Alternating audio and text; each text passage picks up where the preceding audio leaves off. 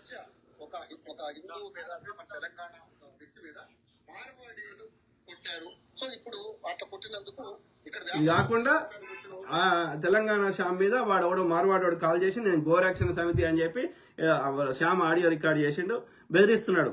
చంపుతాం. ఎవడరా నువ్వు చంపడానికి వచ్చినావు తెలంగాణకి?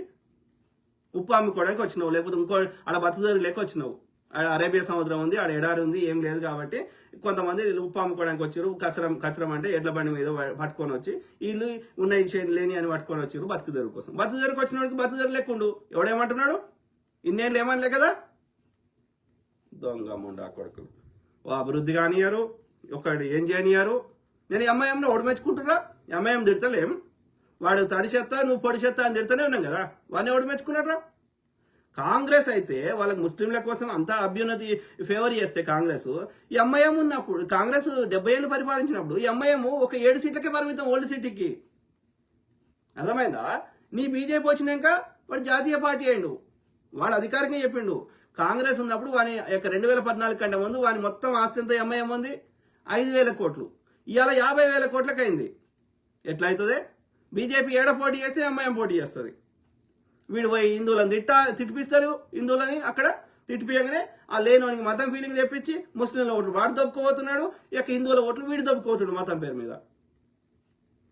ఎవడు ఇన్ని పార్టీలకు చెందిన నాయకుల మీద, కాంగ్రెస్ కానీ ఇంకో పార్టీల నాయకుల మీద ఇక సిబిఐ ఈడీ ఐటీ దాడులు జరిగినాయి.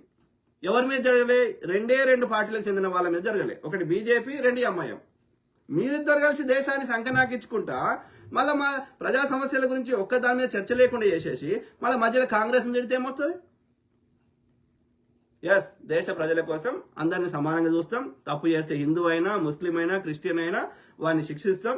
వాళ్ళ యొక్క వ్యక్తిగత విశ్వాసాల తెరువు మేము పోము. ఎవరికి నచ్చిన వాడిని మొక్కుకోవచ్చు. కానీ తప్పు చేస్తే ఏ మతమోనైనా ఒకటే విధంగా ట్రీట్ చేస్తాం. మతం అనేది వ్యక్తిగతం, మతాలకు సంబంధం లేదు. నేరస్తునికి మతానికి సంబంధం లేదు, కులానికి మతానికి. అర్థమైందా? ఏముండా గలీస్ ముండా దాడి చేయడం ఏంటి? తెలంగాణ మీద ఆంధ్రలో మీద దాడి చేయడం ఏంటి? So go back Marwari, go back Rajasthani, ఇది వాళ్ళు మాట్లాడేది. సో దీన్ని ఏ విధంగా చూస్తారు? ఫస్ట్ ఆఫ్ ఆల్ ఒక వ్యక్తి మార్వాడి అనే ఒక వ్యక్తి ఒక తెలంగాణ వ్యక్తిని కొట్టాడు. ఈ విషయం తెలుగు కాదేముండా, తెలంగాణ మాత్రమే, తెలుగు కాదు. తెలుగు అంటే ఆంధ్ర అయిపోయాయి. భూతత్వంలో కనుక చూడవలసి వస్తే ఎంఐఎం పార్టీ దుండగులు ఎంత మందిని కొట్టి, హింసించి, చంపి దిక్కు దివాణా లేకుండా పడేశారు. యాడవాడేసిండ్రో చెప్పు. ఓకే, కాంగ్రెస్ చర్యలు తీసుకోకపోతే అడుగు. ఓల్డ్ సిటీలో పోలీస్ స్టేషన్ లేవా? కాంగ్రెస్ ఆడ ఓల్డ్ సిటీలో పరిపాలన ఏది లా అండ్ ఆర్డర్ మెయింటైన్ చేయద్దు అంటుందా? 10 దాటినాక ఎవడైనా గొడవలు చేసే ఏదైనా అల్లరి చేస్తే షాపులని బంద్ చేపిస్తున్నాం. అది ఎక్కడైనా సరే, ఎక్కడైతే గొడవలు ఎక్కువ అవుతాయని ఓల్డ్ సిటీలో ఇంకా ఎక్కువ స్ట్రిక్ట్గా ఎన్ఫోర్స్ చేస్తున్నాం. ఏడాపింటే నిజంగా ఎవడి అమ్మాయి అమ్మోడు ఓని కొట్టిండో తీసుకురా. కాంగ్రెస్ వాడు వాని మీద చర్యలు తీసుకోకపోతే అడుగు. ఎందుకు బట్టగాల్చి మీదేసుడు? ఏదైనా ఆధారంతో డేటాతో మాట్లాడు, నీ మాటకి వ్యాలిడిటీ ఉంటుంది. బురద తాగుతా ఇక తుడుచుకో అంటే చెల్లదు, నీ వాల్యూ పోతుంది. పిచ్చిముండో వచ్చారు ఇక్కడ 1,00,000 రోహింగ్యాలు ఉన్నారు ఇక్కడ. వాడి గురించి ఎవరు కొత్త? ఏం మాటనే అది పచ్చి అబద్ధం మిత్రులారా. ఫస్ట్ ఆఫ్ ఆల్ రోహింగ్యాలు ఎవరంటే ఆ మయన్మార్, బంగ్లాదేశ్ నుంచి అక్కడ సివిల్ వారు, అక్కడ వాళ్ళకి ఇబ్బంది అవుతుంటే, ఆ జాతుల మధ్య కొట్లాట అవుతుంటే వాళ్ళు భారతదేశంలో బతకడానికి బార్డర్ల నుంచి బతకడానికి వచ్చిన వాళ్ళు. ఓకే, అంటే వాళ్ళు హైదరాబాద్ అనేది బార్డర్లో లేదు. ఓకే, అంటే ఫస్ట్ వాళ్ళు బార్డర్ నుంచి రావాలి. బార్డర్ నుంచి అంటే అటు వెస్ట్ బెంగాల్, అస్సాము, గిస్సాము, గర్దికే నుంచో రావాలి. ఓకే, అటు నుంచి వచ్చి ఈ హైదరాబాద్ నడిబొడ్డు దాకా రావాలి. ఓకే, ఇది మనకి వేరియస్ డేటా వాళ్ళు ఎక్స్పర్ట్ చెప్తున్న దాన్ని బట్టి భారతదేశంలో ఇంచుమించు 22,000 మంది రోహింగ్యాలు ఉన్నారు అని. కానీ వీళ్ళు అధికారికంగా బీజేపీ ప్రభుత్వం చెప్తుంది వాళ్ళ వెబ్సైట్లలో, గవర్నమెంట్ వెబ్సైట్లలో, 44,000 మంది ఉన్నారని భారతదేశంలో రోహింగ్యాలు. మరి ఈ 1,00,000 ఆడికెళ్ళి వచ్చింది. పచ్చి డేటా తప్పు. ఓకే, రెండోది, ఒకవేళ ఉన్నారు అనుకుందాం, ఆమె చెప్పిందే కరెక్ట్ అనుకుందాం, వాళ్ళ దేశంలోకి ఎవరు రానిచ్చిండు? వాళ్ళు ఎలగొడతా అంటే ఓడాపుతున్నాడు. భారతదేశంలోకి యొక్క బార్డర్ సెక్యూరిటీ రాష్ట్ర స్థాయిలో ఉంటుందా, కేంద్ర స్థాయిలో ఉంటుందా? కేంద్రం కంట్రోల్ చేస్తుందా యొక్క ఇది బార్డర్ సెక్యూరిటీ? బిఎస్ఎఫ్ జవాన్లు రాష్ట్రం చెప్తుంటారా, మోడీ చెప్తుంటారా? ఆర్మీ మన కాంగ్రెస్ ఇక్కడ రాష్ట్ర ప్రభుత్వం చెప్తుంటారా, కేంద్ర ప్రభుత్వం మోడీ చెప్తుంటారా? మేము వద్దంటున్నామా? ఒకవేళ నువ్వు చెప్పిందే కరెక్ట్ అనుకుందాం, రోహింగ్యాలే అనుకుందాం. డేటా చూపెట్టు, వాళ్ళ ఆధార్ సంఖ్య చూపెట్టు, వాళ్ళది ఇంకోటి చూపెట్టి వీళ్ళు ఫలానా అని కరెక్ట్ డేటా చూపెట్టి ప్రజల ముందు పెట్టి ఆ డేటాని మేము కూడా ఆ డేటాని చూసి మేము కూడా ఇండిపెండెంట్గా విశ్లేషించి ఓకే నువ్వు చెప్పింది కరెక్ట్ అయితే ఎలాగొట్టు, ఎవడు ఆపుతున్నాడు? మేము ఆపుతాడు. ఐడియల్గా ఇంటర్నేషనల్ ఆర్గనైజేషన్స్, ఐక్యరాజ్య సమితి, ఇంకోటి హ్యూమన్ రైట్స్ కమిషన్లు, ఇంటర్నేషనల్ స్థాయిలో అంతర్జాతీయ కోర్టులు మానవత్వాన్ని ప్రదర్శించి దానికి ఒక డీల్ చేయి, లేక వాళ్ళకు టైం ఇయ్యి, వాళ్ళకి లేకపోతే వాళ్ళకి ఆల్టర్నేటివ్ చూపెట్టు. అట్లా దానికి ఒక పద్ధతి ఉంటుంది. చెయ్యి, ఎవడాపుతున్నాడు ఇంటర్నేషనల్ చట్టాలు పాటిస్తూ. మేమేమైనా వద్దంటే అడుగు. నువ్వు డేటా ఉండదు, వాడు ఇక్కడోడే ఉంటాడు, ఇక్కడి ప్రాంతం వాడే ఉంటాడు, వాడి ఇక్కడే పుట్టినోడే ఉంటాడు, వాడు రోహింగ్యా కాదు, మన్ను కాదు, మశానం కాదు, రోహింగ్యా అని పేరు చెప్పి వాని ఓటు చెల్లకుండా చేయాలి. అట్లా 65 లక్షల మంది యొక్క బీహార్లో స్పెషల్ ఇంటెన్సివ్ యొక్క రివిజన్ అని చెప్పి 65 లక్షల మంది యొక్క హిందువుల ఓట్లు చెల్లకుండా చేస్తున్నారు. బీజేపీకి ఎవరైతే ఓట్లు వేయారు అనిపిస్తే కాంగ్రెస్కో, ఆర్జేడీకో, ఇంకో పార్టీకో ఓటేస్తే వాళ్ళ ఓట్లు చెల్లకుండా చేయడానికి రోహింగ్యాల పేరు వాడుకుంటున్నారు. ఇప్పుడు ఈడ కూడా అదే చేసే ప్రయత్నం చేస్తారు. రోహింగ్యాల పేరు చెప్పి యొక్క ఓల్డ్ సిటీలో కానీ ఇంకా మిగతా ప్రాంతాల్లో ఉన్న హైదరాబాద్లో ఉన్న యొక్క హిందువుల ఓట్లు చెల్లకుండా, హిందువులు కానీ ముస్లింల ఓట్లు చెల్లకుండా చేయాలి. దానికి వాళ్ళ పేరు వాడుకుంటారు. లేకపోతే మీ దోపిడి నుంచి దృష్టి మరల్చడానికి హిందూ ముస్లిం అని చెప్పి దాన్ని హిందువులను కొట్టి ముస్లింలు కొట్టిన ప్రచారం చేసుకుంటా, విచారణ చేయకుండా అట్లా వాడుకునే ప్రయత్నం చేస్తారు.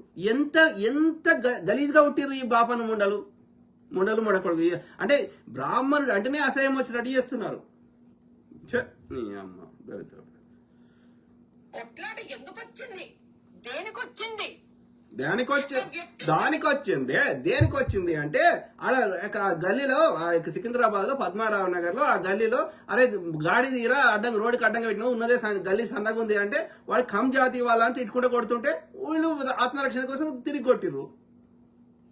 మరి అప్పుడు నోరు తెలవలేదే ఈ ముండా. అరే నా తోటి హిందువుని కొడుతుంటే నేను ఎట్లా ఊరుకుంటా? నేను హిందువుల కోసం పుట్టినా, నా మోడీ రక్తం కోసుకుంటాడు కదా, మరి శూద్ర బిడ్డని దళిత బిడ్డని కొడుతుంటే మరి నీ బాబాల ముండకి ఎందుకు నీకు రోషం రాలే? దొంగ ముండా. కొట్టాడంట 3.5-4 కోట్ల తెలంగాణ ప్రజలలో హిందూ కొట్టుకుంటున్నాడు, హిందూ ముస్లిం కొట్టుకుంటున్నాడు, ముస్లిం హిందూ కొట్టుకుంటున్నాడు. ఎవ్వడు కొట్టుకుంటలే. నీ బీజేపీ లంచ కొడుకులు కొడుతుర్రు హిందువులని, ముస్లింలు అందరినీ. మా శూద్రుల్ని ఆడ ఒరిజినల్ ముస్లిం ఏడున్నారా భారతదేశంలో? ఆ యొక్క ఏది ఉజ్బెకిస్తాన్ నుంచో పర్షియా నుంచో వచ్చిన ఎవడున్నారా? నీ బాధలు భరించలేక కన్వర్ట్ అయిన వాళ్ళే వాళ్ళు. ఎక్కువ మంది దళితులే ఇస్లాంలో కూడా కన్వర్ట్ అయింది భారతదేశంలో. క్రిస్టియన్లు కూడా కన్వర్ట్ అయింది దళితులే. లేదు అంటే కొంతమంది ఎస్టీల యొక్క గిరిజన ప్రాంతాల్లో. అంతకుమించి ఎక్కువ మంది ఎవడు కన్వర్ట్ అయ్యారు? బీసీలు ఎంతమంది కన్వర్ట్ అయ్యారు?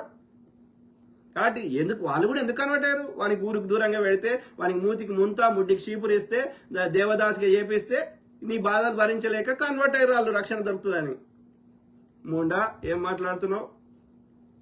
ఈ గొంతు ఆ యొక్క కమ్ జాతి వాళ్ళని తిట్టినప్పుడు, ఆయన కొట్టినప్పుడు వచ్చుంటే అప్పుడు నీకు హిందువుల మీద ప్రేమ ఉందని మేము అనుకుంటున్నాం. ఆర్య బనియాలు, ఆర్య బ్రాహ్మణుల మీద తప్ప మీ ఒక్క హిందూ మీద మీకు ప్రేమ లేదు. ముండకొట్లు. మార్వాడి అని చెప్పడం ఏంటి అంత అసహ్యంగా ఉంది? ఎందుకు అసహ్యంగా ఉంది? మేము పెట్టినామా ఆ పేరు? మార్వాడి అని మేము పెట్టినామా? మార్వాడిని మార్వాడి అంటారు. రాజస్థాన్ నుంచి వచ్చిన వ్యాపారం చేసుకుంటారు. మార్వాడి అనకపోతే ఏమంటారు? అది మార్వాడి గల్లీ అంటారు. బేగం బజార్ని ఏమంటారు? బడిచౌడిని, సుల్తాన్ బజార్ని ఏమో గుజరాతీ గల్లీ అంటారు. ఆ యొక్క బేగం బజార్ని అఫ్జల్ గంజ్ దగ్గర ఓల్డ్ సిటీ కొంచెం బయట దాన్ని ఏమంటారు? అది మార్వాడి గల్లే, మార్వాడి షాపే, మార్వాడి ఇది వ్యాపారందే అంటారు. బేగం బజార్ని ఏమంటారు? అతని ఆధార్ కార్డు ఉండింటుంది, ఓటర్ ఐడి ఉండింటుంది. ఈ విషయాన్ని ఇంత పెద్దగా చేస్తుంది లేదా? నువ్వు రోహింగ్యాలని 65 లక్షల మంది యొక్క ఓటర్లని నువ్వు ఇచ్చిన ఓటర్ ఐడీలని చెల్లకుండా చేస్తే వాళ్ళకి ఆధార్ సంఖ్య లేదా? వాళ్ళు హిందువులు కాదా? రాహుల్ గాంధీ షాయి తాగుతున్న వాళ్ళ దగ్గర ఓటర్ ఐడి లేదా? ఆధార్ సంఖ్య లేదా? మరి ఎందుకు చెల్లకుండా చేసినావు? మళ్ళా ఈ స్పెషల్ ఇంటెన్సివ్ దాంట్లో ఆధార్ సంఖ్యను పరిగణలోకి తీసుకోరంట. ఎవడాపుతున్నాడే ఓటింగ్ కి ఆధార్ సంఖ్యను లింక్ చేయంగా ఓడాపుతున్నాడు. డేటాను ట్రాన్స్పరెంట్ గా ప్రజల ముందు పెట్టంగా ఓడాపుతున్నాడు. కాంగ్రెస్ ఓడాపుతుండా, కమ్యూనిస్ట్ ఓడాపుతుండా, లెఫ్టిస్ట్ ఓడాపుతుండా, ఎవడాపుతున్నాడు? నీ ఆర్య బనియాలు ఆర్య బాపనోళ్ళు తప్ప ఎవడాపుతున్నాడు? బీజేపీ ఆర్ఎస్ఎస్ తప్ప. డేటా ఇరా అంటే నో డేటా అవైలబుల్ అంటాడు ఎప్పుడు అడిగినా. కాంగ్రెస్ అని ఉంటే వాడు ఆర్టీఐ చట్టమే చేయడు, సమాచార హక్కు చట్టమే చేయడు కదనే. ట్రాన్స్పరెంట్ ఉండాలి కదా, ప్రభుత్వంలో ఏం జరుగుతుందని ప్రజలకు తెలవడానికి కోసం తెచ్చింది సమాచార హక్కు చట్టం. ఒక అప్లికేషన్ పెట్టుకుంటే డేటా ఇస్తున్నాడు కదా వాడు. అది చెల్లకుండా చేస్తుంది ఒకట్రా. మొన్నటికి మొన్న బీహార్ది అది అక్కడ ఓటర్స్ లిస్ట్ది డ్రాఫ్ట్ డేటా అది రీడ్ చేయడానికి అనుకూలంగా ఉంటే తీసేసి ఫోటో తీసి పెట్టిర్రు. అది కూడా క్వాలిటీ లేని ఫోటో. అంటే దాన్ని రీడ్ చేయకుండా చేసిర్రు. డేటాని రీడ్ చేయాలంటే 6 నెలలు ఏడాది పడుతుంది. ఎందుకు చేసినావు? మొన్న ఈ రాహుల్ గాంధీ కొట్లాడడం స్టార్ట్ అయినాక అది రీడబుల్ డేటా ఉండే. మనం ఆ డేటాను తీసుకొని అనలైజ్ చేయొచ్చు ఈజీగా. ఇన్స్టెంట్ గా చేంజ్ చేసిర్రు. అంటే అది అన్ని 65 లక్షల మంది డేటాని నువ్వు అనలైజ్ చేయాలంటే 5 ఏళ్ళు పడుతుంది. 5 ఏళ్ళ లోపల పుణ్యకాలం అయిపోతుంది. అంటే చేయొద్దు మనం డేటా. అంటే వాడు దొంగలు ఎంతమంది ఉన్నారో మనకు తెలియవద్దు. ఇది నీ బతుకు. దాని గురించి మాట్లాడు. దొంగ ముండా కమ్యూనిస్ట్ గా చేస్తున్నారు ఇవంతా లెఫ్టిస్ట్. ఎందుకని ఏమన్నాడు లెఫ్టిస్ట్? ఏమన్నాడు? వానికి ఏమన్నాడు? నీ భారతదేశంలో సొమ్మంతా నాకు తెచ్చి ఇమ్మన్నా. అది సంజయ్ అక్కనో విమల్ అక్కనో తెలంగాణ శ్యామో ఇంకో ఆయన చెప్పిన వాడు ప్రాణం లెక్క అడవిలో తిండి దొరుకుతుందో లేక అనుకుండా ఈ యొక్క మెల్లగా చెప్తే ప్రజాస్వామికబద్ధంగా అంబేద్కర్ గారు లేకపోతే గాంధీ గారు నెహ్రూ గారు మిగతా మహనీయులు చెప్పినట్టు ప్రజాస్వామిక పద్ధతిలో చేస్తే వీళ్ళు వినేటట్టు లేరు, మననే కాసుకరింటారు అని చెప్పి వాడు ఆయుధం పట్టుకొని వాడి ప్రాణం లెక్క చేయక అడవిలో ఎప్పుడు తిండి దొరుకుతుందో ఎడదోస్తామో తెలియకుండా వాడు కొట్లాడుతుంటే వాడేమన్నా కోట్లు సంపాదించుకుంటున్నాడు. మీ లెక్క ఆర్య బనియాల లెక్క ఆర్య బ్రాహ్మణ్ లెక్క లేకపోతే మొత్తం దేశంలో వ్యాపారాన్ని చంపేసి అదాని ప్రపంచంలో 2వ ధనవంతుడు అయినట్టు ఏ లెఫ్టిస్ట్ అయిండే? ఏ లెఫ్టిస్ట్ దగ్గర ఒక 100 కోట్లు 1000 కోట్లు ఉన్నాయని చెప్పేముండా. ఆడ వెస్ట్ బెంగాల్లో కానీ ఆడ కేరళలో కానీ కనీసం ఒక ఏమంటారు అందరు నార్మల్గా పీపుల్ పోయినట్టే పోతారు. ఏడబడితే రోడ్డు మీద వాటిలలో ఛాయ్ తాగుతారు. అసలు వీళ్ళు నాయకులు అంటే ఇప్పుడు ఆయన ఉన్నాడు, ఆయన పేరు ఏదో ఉండే కదా, మన యొక్క ఆయన పేరు మర్చిపోతున్నాను. మొన్న ఇంటర్వ్యూ చేసిన చూడు, అదే ఇల్లందు ఆయన పేరు ఏదో ఉండే. సో వాళ్ళు ఎట్లున్నారే? సైకిల్ మీద దోతి కట్టుకొని సైకిల్ మీద పోతారు. ఏ లెఫ్టిస్ట్ దగ్గర కోట్లు మునిగిపోతున్నాయి చెప్పు నాకు. వాళ్ళు ఇదంతా మనదిరా, మీరు దోసుకోవద్దని కొట్లాడుతున్నారు తప్ప నాకు ఈమని ఏ లెఫ్టిస్ట్ అడుగుతలేడు. నాకు ఇస్తానో వద్దనేటోళ్ళే ఉన్నారు. వాళ్ళని కూడా తిడుతారు. ఇవాళ దేశంలో ఏది లెఫ్టిస్ట్ లేకపోతే ప్రశ్నించేటోడే లేడు భారతదేశంలో